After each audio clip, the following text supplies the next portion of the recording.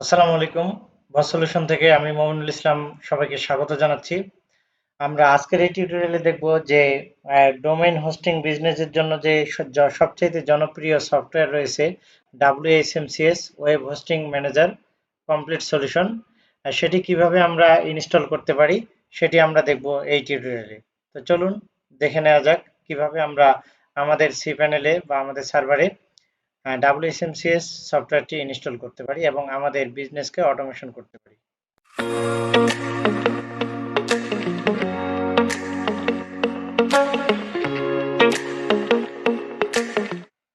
প্রথমে আমাদেরকে আমাদের cPanel-এ লগ ইন করতে হবে।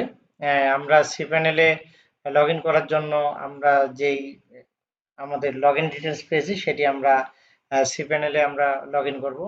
এটার জন্য আমাদের আরো অন্যান্য টিউটোরিয়াল আছে, সেগুলো দেখতে পারেন, অথবা cPanel-এ কিভাবে আমরা ইউজ করতে পারি সেটি আমরা দেখে নেব।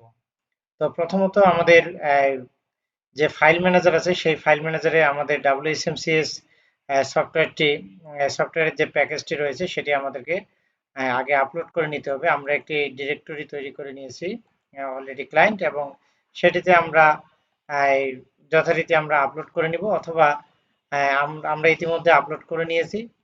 আর আমরা চাইলে আমাদের যেই টুলস রয়েছে এই টুলসের মধ্যে আমাদের সফটওয়্যার রয়েছে, সেখান থেকেও আমরা মূলত এই সফটওয়্যারটি আমরা আপলোড করতে পারি, ইনস্টল করতে পারি। তো এটির জন্য আমাদেরকে সফটওয়্যারগুলোতে যাইতে হবে, গিয়ে আমরা যদি সার্চে লিখি যে WHMCS তাহলে আমরা পেয়ে গেছি। আমরা এখান থেকেও আমরা কয়েক ক্লিকে আমরা এটি ইনস্টল করে নিতে পারবো। তো আমরা আজকে ম্যানুয়াল প্রসেসটা আমরা দেখব যে ম্যানুয়ালি আমরা WHMCS কিভাবে ইনস্টল করতে পারি। আমরা আমাদের WHMCS এর সফটওয়্যারটি আমরা ইতিমধ্যে ডাউনলোড করে নিয়েছি। আর এটি আমরা WHMCS এর যখন লাইসেন্স পারচেজ করব সেখান থেকে আমরা ডাউনলোড করে নিতে পারবো। তো আমরা প্রথমে আমাদেরকে যেটি দরকার সেটি হচ্ছে একটি ডাটাবেস আমাদেরকে ক্রিয়েট করতে হবে এবং একটি ইউজার। প্রথমে আমরা একটি ডাটাবেস তৈরি করব, টিউটোরিয়াল দিয়ে আমরা এটি আমরা সেভ করে রাখলাম। তারপরে ক্রিয়েট ডাটাবেসে ক্লিক করব। তো এটি হচ্ছে আমাদের মূলত ডাটাবেস নেম, এবং এই ডাটাবেস নেমের পরে এখন আমাদের আসবে একটা ইউজার নেম আমরা তৈরি করব। তো ইউজার নেম তৈরি করার জন্য আমাদেরকে যেতে হবে ইউজার, এবং আমরা পাসওয়ার্ডটা এইভাবে আমরা জেনারেট করে নিই, ইউজ পাসওয়ার্ড, তারপরে ক্রিয়েট ইউজার। এবারে আমরা এখানে আমাদের ডাটাবেস এবং যে ইউজার নেম রয়েছে সেটির সাথে আমাদেরকে সম্পর্ক করে দিতে হবে। এখন আমাদেরকে অ্যাড ইউজার টু ডাটাবেস, এখানে আমরা টিউটোরিয়াল, এখানে আমরা টিউটোরিয়াল যে ইউজার নেম এবং ইউজার এবং ডাটাবেস তৈরি করলাম সেটি এখন আমরা এখানে অ্যাড করে দিয়ে দিব। এখন আমরা সব ধরনের পারমিশনগুলো আমরা এখানে দিয়ে দিব। সিলেক্ট অলে ক্লিক করলে অল প্রিভিলেজ, এখানে আমরা মেক চেঞ্জেস।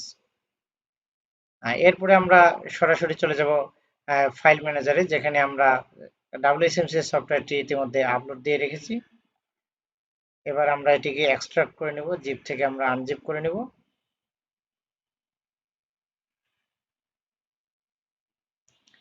আনজিপ করার পরে আমরা মোটামুটি এখানে অনেকগুলা ফাইল পাবো। এখানে আমাদের একটা কনফিগারেশন ফাইল আছে,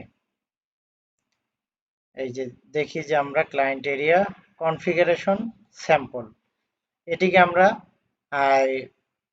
রিনেম করে নিব শুধুমাত্র কনফিগারেশন ডট পিএইচপি। আমরা কনফিগারেশন ডট পিএইচপি আমরা রিনেম করে নিলাম।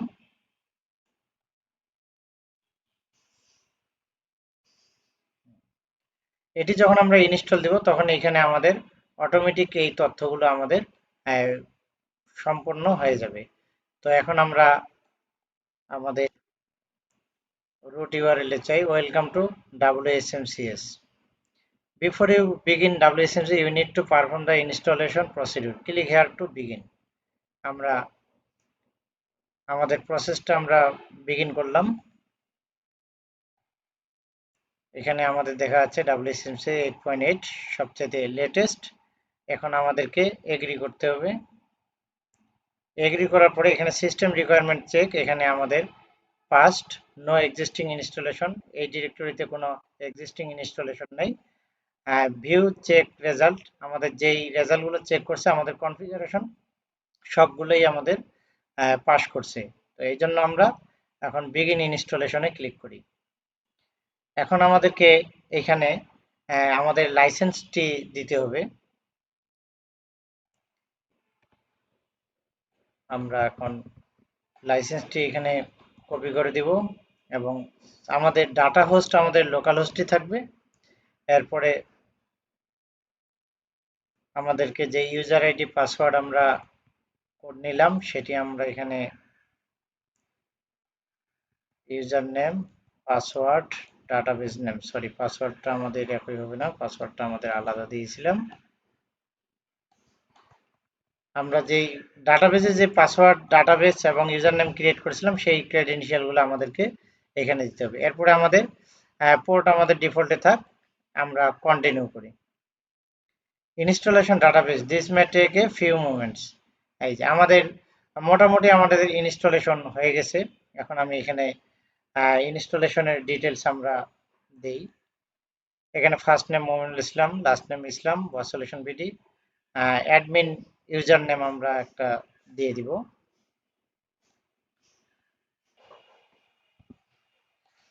আচ্ছা, আমরা পাসওয়ার্ড আমরা অ্যাডমিন ইউজার নেম একটা দিলাম। এরপরে আমাদের পাসওয়ার্ড দিচ্ছি, আমাদের ইমেল,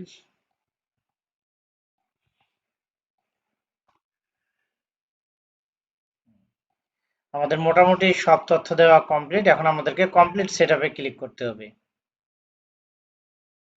এটা আমাদের administrator, the password you enter do not match. Oh sorry, পাসওয়ার্ডটা দুইবার দিতে বলছে তো। ওকে, আমাদেরকে পাসওয়ার্ডটা আমরা আবার দিলাম। এবারে কমপ্লিট সেটআপ। এই যে আমাদের ইতিমধ্যে ইনস্টলেশন কমপ্লিটেড সাকসেসফুলি। এখন আমাদের যে একটা ডিরেক্টরি আছে delete install directory from your server, এইটা আমাদেরকে ডিজেবল করে দিতে হবে এবং একটি ডেইলি ক্রোন জব সেটআপ আমাদেরকে করে দিতে হবে। এই ক্রোনটা আমরা এখানে লিঙ্কটা কপি করে রেখে দেই যেন আমরা পরবর্তীতে ক্রোন জব সেটআপ করতে পারি। তাহলে আমাদের অটোমেশন যেই সিস্টেমগুলো থাকবে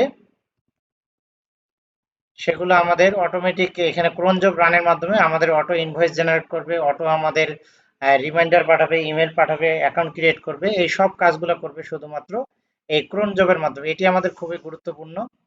তো আমরা এখানে যেহেতু বলছে যে এখানে আমাদেরকে ডিলেট ইনস্টল ফোল্ডার, ঠিক আছে, তার মানে আমাদেরকে এইখানে আমরা দেখি যে আগে কিন্তু আমাদের ইনস্টল নামক এই যে একটা যে ফোল্ডার আছে দেখা যাচ্ছে, এই ফোল্ডারটা আমাদেরকে ডিলিট করতে হবে। এটি আমরা ডিলিট করি অথবা রিনেম করে রাখতে পারি, রিনেম করলেও আমাদের চলবে। এখন আমরা গো টু দ্য অ্যাডমিন এরিয়াতে ক্লিক করব। আমাদের এই যে WHMCS এর ডিটেলস আমাদের চলে আসছে। এখন আমরা লগ ইন ডিটেলসে আমরা ক্লিক করব। আমাদের যে ইউজার নেম আছে এবং পাসওয়ার্ড আমাদের রিমাইন্ডার দেওয়া আছে, এটিতে আমরা ক্লিক করলাম। আমরা আমাদের অ্যাডমিন ড্যাশবোর্ডে প্রবেশ করে ফেলছি।